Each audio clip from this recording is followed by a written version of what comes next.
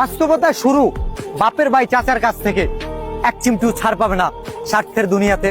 রক্তের ভাই স্বার্থের টানে নারীর মন্ত্রে ত্রন্তে সেও চলে যায় উজানে। যাত্রীর জন্য ট্রেন কখনো করে না অপেক্ষা, একটুর জন্য পিছিয়ে গেলে সেখান থেকে উনিও শিক্ষা। দারিদ্র দুঃখ দুর্দশার গল্প শোনালে মানুষ বুঝবে না সেটার মর্ম। দুর্গম পথে হাঁটার সাহস থাকলে তবেই জুটবে কপালে ভালো কর্ম। চিন্তা করছেন যে এই সুন্দর পৃথিবীতে আমাদের জন্ম কেন হলো, আবার কেনই বা হবে মৃত্যু? এই কথাটি যখনই মনে মনে ভাবি তখনই নীরব হয়ে কাঁদি। যে এই সুন্দর পৃথিবীর রং তামাশা লোভ লালসা এটাই কি আমাদের ধর্ম, নাকি উল্টা পথে হাঁটছি আমরা, করছি মিথ্যা কর্ম করছি অনেকে ধর্ম বিরোধী, কারণ সুদ ঘুষ খাই, আবার আজান দিলে টুপি নিয়ে ঠিকই নামাজ পড়তে যাই। নামাজে দাঁড়িয়ে স্রষ্টার কাছে দুহাত তুলে চাই মাপ, আবার নামাজ শেষে অর্থের লোভে করতে থাকি পাপ। কারণ অর্থের লোভে অন্ধ আমরা, গন্ধ আমাদের মন, ওই গন্ধ মনের দরজায় তালা মেরে তার কাছে মাপ চাইতে হবে সারাক্ষণ। কারণ এই অর্থকারী বাড়ি একদিন সবই রবে, আমাদের জন্য বরাদ্দ হবে এই 3.5 হাত মাটি। তাই দুনিয়ার লোভ লালসা ভুলে গিয়ে আগে এই মনটা করতে হবে খারাপ। পৃথিবীর বুকে সবাই ক্ষণিকের মেহমান, পায়ের নিচের মাটিটাও স্রষ্টার করা দান।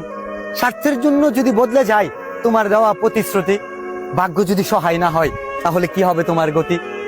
আয়ু ফুরিয়ে যাওয়ার সন্ধিকালে ক্ষমা চাওয়ার সুযোগ যদি কপালে না জুটে, পরকালের হিসাব খুব নিখুঁত, দিনের বুট হবে না রাতে।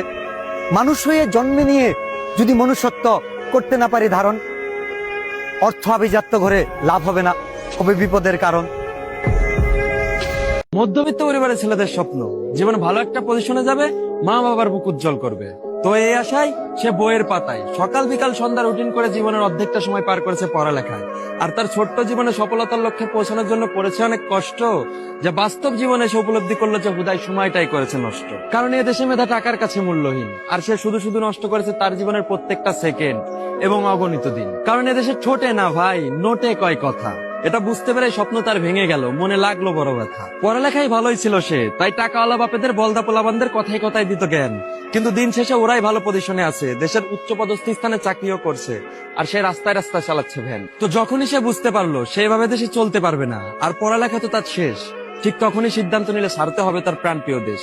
আর এইভাবে অনেক প্রবাসী ভাইরা দেশ ত্যাগ করে বিদেশে গিয়ে চাকরি করতেছে। তো আমরা সবাই তাদের জন্য দোয়া করবো।